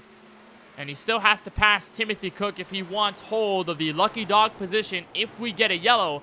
And Cook is still vastly in front of him at the exit of turn 3. We'll keep an eye on how that battle phases out. And I don't believe Benson has been able to take time to repair the right front of the car. We mentioned it earlier in the race, Francisco, when he first hit the outside wall, how much that was going to affect him. He dropped off beneath the top 10, and now with this pit road speeding penalty has made his race all the more tough on car number 38 here this time by. So Benson is going to have to try his hardest to get around Timothy Cook in the next couple of laps or so and pray that a yellow flag comes out, giving him that chance to repair the race car. Here is car number 46, Dane Cruz on the inside of TJ Bursk, and makes that pass complete. And he hits the apron a little bit, which is going to leave him susceptible off of turn 2, but I don't think the 94 has enough grip in those tires to be able to mount the charge towards him. So move those BBR cars up ahead of the 94 and into the top 5 position. So now you have the 43 of Ethan Fonseca, who only has a 3/4 of a second lead on Lawson Peel. Lawson Peel's actually gained in on the lead that he has. Luke Knupp is up to 5th. The 46 is up to 6th. So now, Kenneth, we have a battle for the lead. It is 18 laps to go. Lawson Peel with fresher tires than the 43 and the 43 presumably still has to save at least a little bit of fuel. So I think the 43 is going to have to try something here to keep this lead, because if he doesn't, he's going to need a caution flag, because that 12 car looks so much faster. And there are two different approaches here on the center stage for this lead battle. You have Ethan Fonseca Moreno, which you said is saving his stuff, and Lawson Peel, who presumably is good on fuel and is just attacking all the way through. He makes that pass entering turn 3, and it's easy come, easy go. Lawson Peel to the race lead as we're across the line with 17 laps to go. Just a power move by the 12. He has the better tires. He has the better race car right now. Nothing really the 43 can do to hold him off, so he'll just give up that position and live to fight another day. Lawson Peel's been the fastest car here this afternoon, and you see him being able to work that off, as it's been a hot and slick day here from Pocono. I'm pretty sure the track temperature is still soaring right now, as the sun is out more than it was at the start. Well, there it is. There you have it. Answer 100 degrees track temp, and the winds have All right. calmed down a bit. It was about 7 to 8 miles an hour. It looks like it'll gust up to around 7, so I guess it'll go back, but winds still to the southwest, and air temp has increased quite a bit to 78 degrees Fahrenheit over the afternoon. But regardless, Lawson Peel continues to get better and better as he gets up to 1.4 seconds over the 43 of Ethan Fonseca Moreno. And if this race goes green all the way through, Lawson Peel just needs to clock off these next 16 laps without a problem, and the 12 car will head to victory lane for the second time in Season 6. How about this battle for the last spot entering the top 10? AJ Green in the 48 trying to play defense against Kevin D'Elia, car 53. And it's been another good run by Kevin D'Elia and Jesse Freeze and that crew, Kenneth. They've once again showed out here and put in a good result. And that's what these drivers need. They haven't had this kind of success in the past, and with these cars, they've been able to prove themselves in this series, and you love to see it for them. So really strong effort from them. And how about Colin Forster on the alternate strategy running third right now? He probably has to come back down pit road, but if he's able to get a caution flag, he will hit gold. It'll be jackpot for him. And for a podium to come his way after everything that's happened to him this season, that's certainly a win in his eyes. Even if it's not a monumental step in getting him his first checkered flag of the season, third place after what's happened to him over the last handful of races, he's going to love this result if he stays where he's at. Lance Hill falls back to 6th, and he's stuck in this battle with the BBR teammates, so Luke Knupp and Dane Cruz continue to move up the ladder with Brian Terry at the back end of this 4-car train. So probably make that 3 BBR cars, Francisco, inside the top 5 if they can hold on to it for the end of tonight's race. And that's really going to help them in the team standings. And with the potential for Forster to come back down pit road, it'll make it a 2-3-4 for the organization. So really good points for them exiting this race if they're able to hang on to these positions. That'll definitely help them in their quest to catch up to DBR1 in that team championship lead. It's not too much that separates them when you consider the fact that it's 3 cars that gain points for these team championships instead of an individual driver like it would. A 37-point gap, which is what I believe the gap is right now, is not as much if it was a single driver. When you think how much 3 drivers can gain and how much you can separate between 3 drivers, it certainly is a smaller gap in terms of what you're able to do. So if these guys are able to walk away with these points, it certainly could put them a lot closer to challenge for the lead in the next race. And we agreed on it earlier tonight in the form that Luke Knupp, with 173 points built over the first 5 races, is on an island. He's got a decent gap to Ryan Pandicio, who might lose some points based on the struggles that he's faced tonight. And then Brandon Banks, who was about 15 points ahead of him, but Luke Knupp has been able to turn this around in his favor. Pandicio has struggled tonight. Brandon Banks is not in the entry list for tonight's race from Pocono. And so Luke Knupp probably not going to be on an island anymore and might make a case for second place or third on the point standings if he has a good night like he's building up so far right now. And Brian Terry, lap car, is going to get around them, but I'm sure they're not concerned. Dane Cruz is going to follow in the draft, and they've been in tandem for a good while on this strategy as we'll come along for 12 laps to go. And the gap for the leaders, if you're wondering, 4.5 seconds and growing. The 12 car is not letting up on the 43, and now here comes Colin Forster on the left side of your screen trying to close up on Ethan Fonseca Moreno for an extra spot. He's definitely saving fuel. This is the portion of the run where he has to back it down just a little bit. And you can tell just because of the amount of pace he's lost.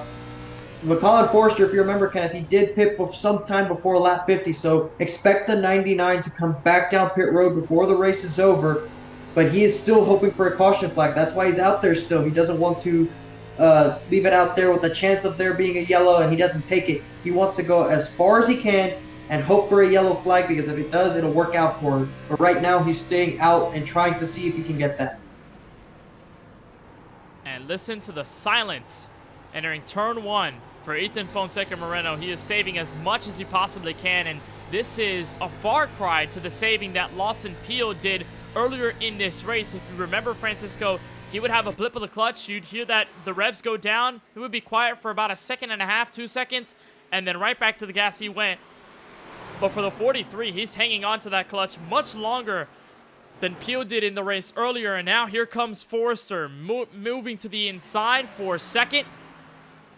And he will make that pass without a problem. The 43 backs out. And he will not fight him all too much. And that 99 car is going to make his way into second, coming to 11 laps to go. Well, if you also think about it, Kenneth, he's trying to go at 1 lap longer than Peel did. But also, how early in the run did Peel start saving? Did he start saving immediately? Did he start saving halfway through the run? As there you see some pit stops here. These are the guys that knew they couldn't go all the way on a 2-stop strategy. They had to go with 3. So Lance Hill's on pit road. It's certainly not going to help his finish. But there are going to be other drivers that will come down pit road. So expect a huge shift in the final results here with these third pit stops. This is throwing a wrench into everybody's mindset for the end of this race. It's going to hurt Lance Hill, who's been running in the top 10 for a bulk of tonight's action. And the questions surround Colin Forrester on whether he has to come in for an extra stop and whether he's going to relinquish what is going to be a second place finish. And Forrester is slowing down. He pivots to the left. He goes for pit road. Forrester is in with 10 laps to go, and he will give away second back to the 43. He just didn't have enough, Kenneth. He had pitted well before lap 50. So just not enough fuel for him to be able to save and go all the way. That'll give Ethan that second place position back. Luke Knupp to third. And what a drive from Luke Knupp, Kenneth. You think he started in the 26th spot. And with no cautions, 0 caution flags to help him make any passes, he's possibly going to end up with a podium position. And for Dane Cruz, it's going to be a fantastic start to his 4-wide career if he can end up here in a top 5 spot.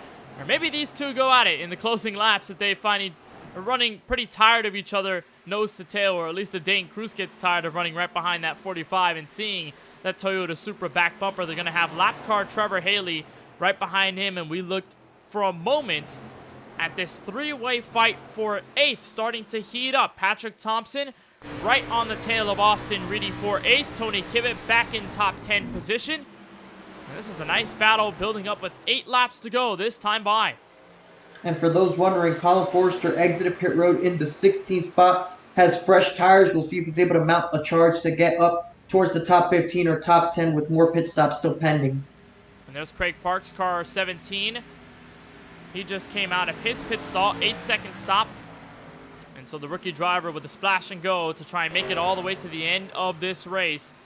And the gap is sitting at 8.5 seconds between Lawson Pio and Ethan Fonseca Moreno. This has to be, Francisco, the strategy masterclass of the season to date. The fact that he was able to extend his stint that long to minimize it to a 2-stop strategy, and he's not in a position where he has to save to make it to the end.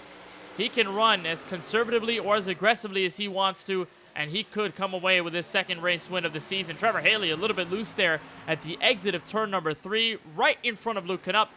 And so this pack will start to develop as Luke Knupp and Dane Cruz start to close in on their teammate, trying to save as much as he can to get to the checkered.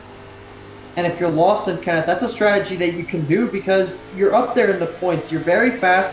Why not try something different to see if you can get a race win? I mean, when you have that power to be able to do alternative things, and even then, when it still works out in your favor, it just shows the masterpiece that Pio has been painting all night long as Luke Knupp and Dane Cruz go by the teammate Ethan Fonseca Moreno, who will drop back to 4th. Next car in line, about 3.5 seconds back, that is TJ Bursk, and Eric Schaefer not too far behind either, trying to build up a top 6 run here at the Tricky Triangle. Across the line for 6 laps to go this race. If a caution does come out, or doesn't come out rather, probably in the bag of the car number 12, as here comes Curtis Kelly. He is in for his final stop tonight as he pits from position number 28.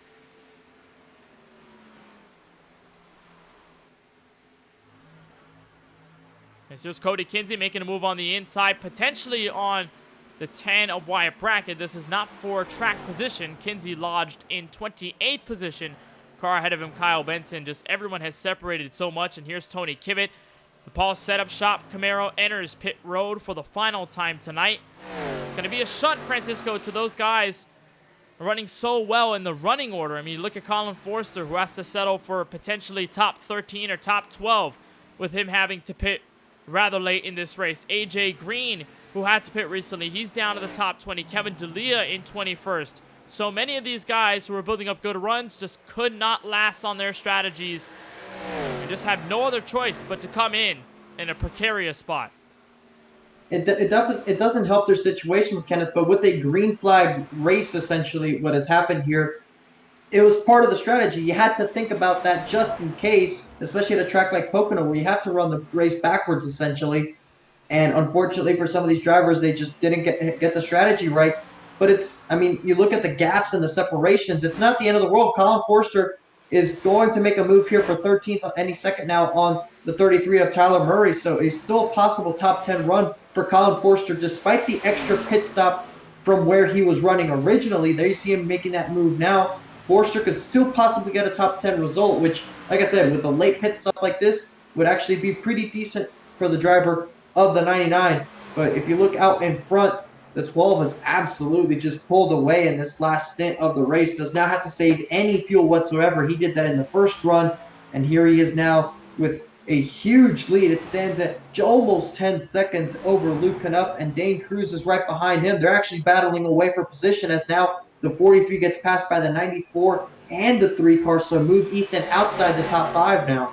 He's dropping off like a rock. Now the next car in line that he has to face is going to be Jesse Prees, who's still a ways away, but it's still possible for that gap to close in and for the 00 to get into top 6 territory before this race is all over. And you were making that good point on Colin Forster that he still can make up track position at the end of this race. For reference, he is putting laps approximately 2 or so seconds faster than the cars around him. So he got around the 36 of Murray. Now he's getting around the 13. And the next car in line, the 89 of CJ Munier, who just exited the tunnel turn. He's also putting laps around 2 or so seconds slower than the car of the 99 for obvious reasons. So Forster may still have a shot at top 10, but obviously way far away from the top 3 finish that it looked like he was going to come up with if he had enough fuel to make it to the end. Gap between first and second lands at 10 full seconds. Luke Canup at this juncture has no chance to catch up to Lawson Peel unless something dramatic happens or unless a caution comes out in the next 3 trips around this tricky triangle in Long Pond, Pennsylvania. What a race it's been for Lawson Peel. He catches 3 laps to go. And I don't know if you know this stat, Kenneth, but I don't think we've ever had a flag-to-flag oval race in this series before, so it could be the land of the first. And if it has happened in history, I can't recall it to memory, but it would be a very long while. I think one of the last times would be, not even a road course race because we had competition cautions at the halfway mark. So for oval races, a green to green affair from beginning to end, not so common in this series, and it might happen tonight as Lawson Peel continues to extend his gap. And at this stage, Francisco, you're cruising to this checkered flag. You're obviously hoping a caution doesn't come out, but if that's at the back of your mind, what's at center stage is just logging in these laps as cleanly as you can, like you've done the last 25 or so laps after the strategy call. It'll be 2 to go this time by, and around 5 miles left for the Mississippi native on the way to his 2nd win of Season 6. Yeah, right now Lawson Peel is not pushing the car whatsoever. He has enough fuel. He has the tires underneath him to be able to get around the racetrack, but he also knows that he has a really big lead to the driver in second place. So he's not concerned whatsoever about pushing the race car. At this point, he just doesn't want to go slow enough to where he gives up all the time in the world. But at this point, he's just keeping it fair. You see on board with him now as he goes through the tunnel turn. He's nice and steady, very easy on and off the throttle. There's no reason to really be aggressive with any throttle entries or inputs. He just knows he has to be nice and smooth and get to this white flag, and that's what it's all about. Once he gets to that white flag, this race will be official, and it will mean that we have one lap left in this race. You see the battle for second between the teammates ranges on, between Luke Canup and Dane Cruz. That's going to be the one to watch because right now we're on the white flag. There's one lap to go in this race. Austin Peel with a huge advantage over the top three. He enters turn 1, and he might put David Brackett a lap down before the checkered flag waves here from Pennsylvania. The 7 will maintain the outside lane, and the 12 will make possible quick work of him entering the tunnel turn and the final corner, turn 3, in just a little bit.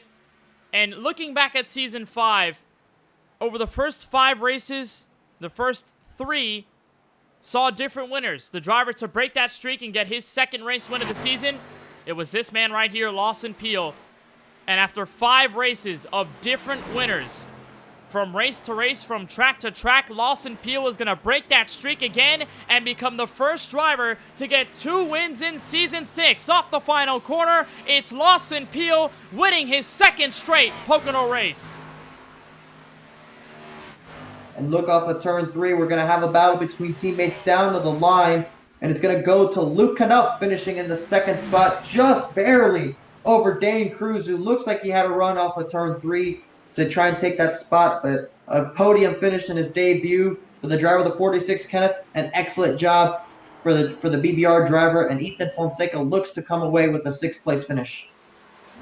A great run by KBueno Racing. Dane Cruz gets a podium in his first ever 4-wide racing event. And looking up the rookie in front of him, who's already made his name known across the 4-wide world. But they are both short by 10.8 seconds to the man who continues to climb the ladder and who continues to cement himself as the greatest 4-wide racing driver of all time. Career win number 25 for Lawson Peel. There's his teammate, Tony Kivitt, to celebrate with him. And the 12 of Lawson Peel, for the second time in Season 6, will take a checkered flag. Winner here from Pocono, Lawson Peel, will head into Paul's Setup Shop victory lane for the second time this year.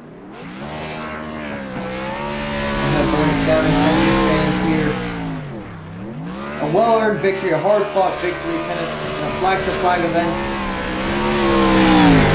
He's going to celebrate style. Win number 2 of the season. And you mentioned the 25th of his career, definitely making the case to be the GOAT of the series, undoubtedly. Trying to see if he can take vengeance for that title last year. So he'll get into the wall, but it doesn't matter. He's won. Lawson Peel in the 12, a dominant victory. And with a strategy that outlasted everyone else, it's a very convincing W here for the driver of the 12. And it's his second win of the season. And over the last 2, he's picked up 7 each with checkered flags in hand. 2 trips to the championship 5, one of those ending up in a title. And with this Xfinity Series car, it looks like he's still on pace to go for more wins this season. Second W of 2023 here at Pocono. He'll bring it back to the start-finish line. Let's take a look at the full unofficial results here from the Tricky Triangle, and it was a race that went green from start to finish. Lap 1 to lap 80 go away without a caution flag breaking up the action. Lawson wins by 10.8 seconds over the next driver in line, Luke Canup, who captures a second-place finish. Dane Cruz, in his first start in his 4-wide racing TJ's Team Series career, comes home with a podium. We'll talk to all 3 of them before we wrap up our coverage tonight. TJ Bursk recovers to a 4th-place finish this evening. Eric Schaefer, former Pocono winner, wraps up the top 5. And Ethan Fonseca Moreno had to save an abundance of fuel to make it even to the checkered, and he does just that with a 6th-place finish. Jesse Prees continues a consistent Season 6. He gets home in 7th. 8th will go to Austin Reedy. Patrick Thompson, great outing for the Mountain Dew Camaro, is 9th. And Colin Forrester on fresh tires had to make 3 stops before the end of this race. He closes out the top 10. CJ Munier with a solid 11th place finish effort there, with Craig Lounslugger finishing in the 12th position. Lance Hill will be in the 13th spot, with league owner Tyler Murray in the 14th spot. Christopher Bishop will end up in the 15th position, with AJ Green down in 16th. Stan Carnathan, I hope I said that right, will be in the 17th spot in his debut in the 24. Wyatt Brackett will be in the 18th spot. Kevin D'Elia will be in the 19th position, with Jeff No rounding out your top 20. And beneath them, 21st goes to David Brackett, who fell 1 lap down on the final lap of the race to the eventual race winner. Ryan Panduccio had a good start to this race, but it became rocky from there on out. He comes home in 22nd. 23rd goes to the 76 of Tony Kivet. Trevor Haley in the 4 car. In the 24th position, he will finish. Kyle Benson had some right front damage, fell through the top 10 early in the going on our first stint, ended up with a pit road speeding penalty, puts him 25th at the checkered flag. Timothy Cook is 26th, 27th goes to Cody Kinsey, 28th to Nicholas Vizzuti in the 75, 29th goes to Craig Parks, and Curtis Kelly in the Skybox NASCAR Toyota Supra rounds out the top 32 laps down. 31st will be the 31 of Brian Terry. Jaden Porter will win in the 32nd spot. Had the connection issues early, but no cautions did not help his case whatsoever. Will finish 32nd. Brady Cox will finish 33rd. Joe Sanchez with some issues will finish in 34th. Adam Hashire continues to have struggles. Will finish in the 35th position. Jason Hastings will be in the 36th position. Eric Stewart will be in 37th. And Tyler Warner will round out the field in the 38th position. 38 cars here from Pocono, many of them a lap down. And it's Lawson Peel at the front of the field getting his 25th career 4-wide racing TJ's Team Series win. And here we have the winner for the second time this season, Lawson Peel. And Lawson, we talked right after Talladega where you helped your teammate Brandon Banks get to victory and become the 5th different winner of the season. But you break that streak again. Talk us through how that feels and how you feel on this strategic masterclass tonight from Pocono. Yeah, it feels great. Just love this track and just look forward to every time I get to race on it. That might be the first caution-free race in 4-wide history. I'm not sure. I know we almost had one once, and I think we had a caution at the end, so that's pretty cool if that's true. But yeah, that just played into my advantage. I didn't realize it right away. I did save fuel on the pace laps, but I wasn't, thinking about the whole race going green and needing to stretch it to a 27 lap run there. But I'd say when we got 5, 6, 7 laps in, kind of started seeing that we were gonna need to pit right there about lap 26. But if you could stretch it to 27, then go to 54, that would put you on a 2-stop strategy. So knew that if I didn't do that, somebody would do that and beat me. So just started saving fuel that first run and was able to keep the lead and save the fuel, which was nice. And then after that, just kind of on cruise control. Did it come to you as a sigh of relief or a breath of relief when you were able to get by Ethan Fonseca Moreno, and at that point you had enough confidence that you were going to make it all the way to the end without having to save that much fuel? Yeah, I was pretty sure after the first stop that he was not going to be in good shape to be able to go one stop from there, but he was just really maintaining pace really well in that second run, and I didn't think that I was going to ever catch him before we pit again. He smacked the wall coming off of turn 1 pretty hard there one time, and I think that kind of hurt his car pretty good bit. So, but when he peeled off 2 laps before me, I knew that there was no way he could make it from there without doing major saving. So I felt pretty good after that. Just didn't want to see a caution. Second race win of season 6. It's your second straight W here at Pocono Raceway. So you and Brandon Banks sort of doing the same thing in that case for the last 2 weeks. Banks won the past 2 seasons at Talladega. You've won the last 2 seasons here at Pocono Raceway. So now, what does that say about your momentum? You were 4 points off of your teammate Eric Schaefer for the top of the point standings, and surely enough with this win and the lap sled, you're going to be at the top of the point standings once we head over to Charlotte next week. So how do you feel about that, and where do you bring your momentum from here? I'm just feeling really good. I've been having a lot of fun this season. Trying to get better in this car, and other than that, I think I finished 17th or 19th in Las Vegas because I spent on pit road. Other than that, I think I've been all top 3 finishes, which has been just awesome. Um, I haven't been able to do that the past 2 seasons, so yeah, just looking really good as far as consistency right now, and I'm surprising myself being able to show up and run at the front every week in this car. I mean, I keep thinking eventually we're going to hit a track where I'm just I'm just not as good as some of these guys that have more laps in this car, but just having a lot of fun, and just thanks to everybody that comes out and races, helps contribute to the league. Tyler Murray, thanks to you guys for doing the broadcasts, and yeah, having a lot of fun. There were certainly questions about how you would adjust to this Xfinity Series car, but I think you're turning out just fine. 2 wins on this season, a dominant victory here at the Pocono Raceway. Lawson, on behalf of all of us at the KBueno Racing Network, congratulations on the win here from Long Pond, Pennsylvania. It's Charlotte up next. We'll see you then next Wednesday, but until then, go celebrate, my man. Thank you, man. Lawson Peel in the 12 dominates the last sector of tonight's race from Pocono. It's his 25th career 4-wide win. It's the rookie Luke Knupp who comes home in second, and he's joined by our very own Francisco Bacchia. Well, Luke, it was an excellent drive for you today in a green flag affair. You started 26th. You were able to get up to second. You think you had anything for Lawson Peel? If there was a caution, yeah. But I didn't qualify for a reason, thinking just have fun tonight. And I mean, I did have fun, so nothing wrong with that. So I love green flag races. I just didn't think we'd have it at Pocono. But testament to all the drivers in this league. They did a phenomenal job. Amazing racing all night, and just happy to bring home a second place. And what, excuse me, and what was it like going through the race, trying to figure out one, the right strategy to run because it was close between being able to make a two-stop work, and we saw half the field do so, but also managing the racetrack. It was very hot out there.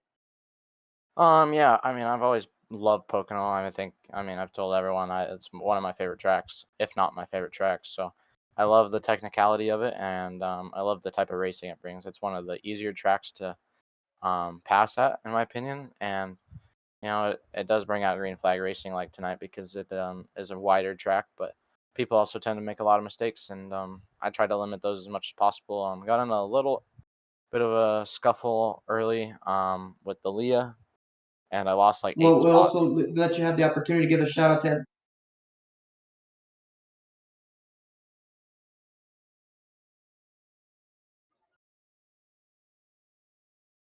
Oh, just want to thank all the guys at BBR, you guys, for broadcasting and being great team owners, and all the other sponsors, and then Ethan for making this scheme. And then just want to say a happy late birthday to Kenneth. All right, well, Luke, I certainly appreciate the birthday wishes. Thank you so much for the time, and a big congratulations on the second place finish here from Pocono. Charlotte's up next. I'm sure you're going to have a lot of fun with that one in Concord, North Carolina next week, but until then, congrats on P2 tonight. Thank you. That's Luke Knupp, driver of the number 45. He brings his pink, white, and blue Toyota Supra to a second place finish. And here we bring in the driver who comes home behind him, newest entrant to KBueno Racing, and in his first 4-wide start, Dane Cruz, you come away with third. Did you expect this type of performance tonight in your very first race? Kind of. Before this, I was asking Luke, because we run in a couple leagues together, so I was asking him, how I race, what do you think I'm going to do in this league? And he told me top 5, and I believed him, and it was a good time. I don't get to run Pocono too often, so, yeah, it was a good race, and I went caution-free. And at the end there, we just kind of saved fuel together. I was good, but he wasn't, and, yeah, we had no shot at the win, but it's a double podium for us, and then Ethan coming back in 6th for him, so good night for this team, and proud of him. And, you had a lot of chances over tonight's race to go around the competition, whether that be dealing with lap traffic or whether it be racing some of the drivers that you'll be around as you race more in this 4Wide Racing TJ's Team Series. What kind of impression did that give you as the race moved on forward, and what were the thoughts behind the wheel as you continue to put laps with this field around you? I mean, it's good to get to know everybody. I haven't heard of some of these guys. I know who's fast, like Lawson and TJ and all those guys, the guys I'm going to run up front with, and just we'll learn the other people as we go. But gonna run pretty limited part time, I think. So I'll be around, but it just won't be that often. But it was a good race. I had fun. Well, I guess I'm going to take some of the words out of Anderson Paak's mouth and say the impression, you only have one to make and you made the most of it tonight from Pocono on this third place finish. Is there anyone in specific you just want to thank for tonight's podium run from the Tricky Triangle? I'll thank BBR, new addition to that team. Came here to get some points and hope I did that tonight. And I'll thank Luke. Good job, Luke. Finished ahead of me. Well, you, Luke, certainly worked the strategy to perfection in the draft, coming home second and third. Dane, on your first 4-wide effort, certainly a very, very good impression, and I'm sure that's going to linger to the rest of the 4-wide field. A fantastic job tonight from Pocono. We congrats to you on your third place finish, and we'll see you hopefully in the next couple of races over the course of this season. Thank you. That's Dane Cruz, driver of the 46, coming home in top 3 position. Lawson Peel wins this race by almost 11 seconds over the field. And Francisco, I'm not entirely sure how this fits into the record books, but a flag-to-flag race in Season 6, certainly one that we did not expect here from Pocono. I mean, it was a lot of things to unpack in terms of strategy, drivers trying different things, the way the field separated at the end, but the one common thread in all of that was Lawson Peel absolutely stunning the field on his own strategy to go 2 stops other than 3 and be able to win this race convincingly, his 25th of his 4-wide career. Yeah, I wonder who had Pocono on the green flag race on their bingo card. I know I didn't going into the season, but it's what happened here tonight. And there's been races where that came close to happening. We saw Las Vegas have just the 1 caution flag, and we saw many other races with really long green flag runs. So it's been the name of the game so far this season, being able to be successful in the green flag runs, being able to execute green flag pit stops. So for this to have happened, it's not a shock considering the season.